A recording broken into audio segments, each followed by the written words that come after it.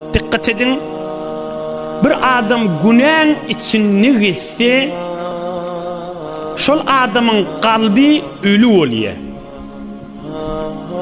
Yani kalbi asmallardan kesiliyor, nur kesiliyor.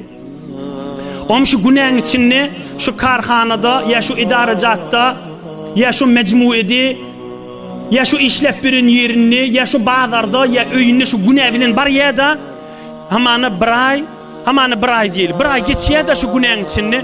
Bir ay sonra bir nasihat iştiyor. Yankı bir ay nezire geçirliği bildi.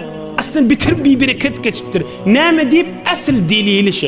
Son şu bir ayın içinde min kalbi ölüdü.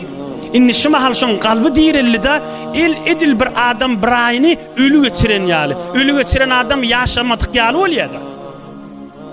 Eğer şunu bir yıl geçirse de şu bir yılı ölü geçiren yali. Eğer şunu 10 yıllap şu günahın yedinine geçirse 10 yılın ölü geçiren yali. 10 yıldan sonra tövbe ya da ne oluyor? Şun eniden dünyaya gelen yali oldum ben geçen ömrüm necire olayım ben diye. Geçen hafta hem bir zinanadan ben şikayet ettim hem erkek adamdan da. Ahuncan ömrüm necire geçerliğini bilmedim mult geçiptir diye. Yoksa günahın içine geçirttir ahim.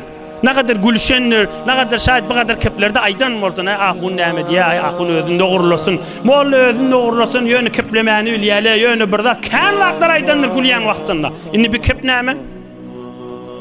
İnni kalbi oyu ol. Kalp asmallar bilen irtibatta ol ya. Ohum neyme ki, inni dirildim ben diye, teade dünya gelen yal oldum diye. Yine de belkim şunu şu ölmeke aysın. Kabra girenni birden adam kabrda çıkıyor da. Birden görüyor adam kabrın içinde. Men inni dünya geldim necire oldu deyit on peydası yok boluyor. Aslında iyi övülme cayı yok.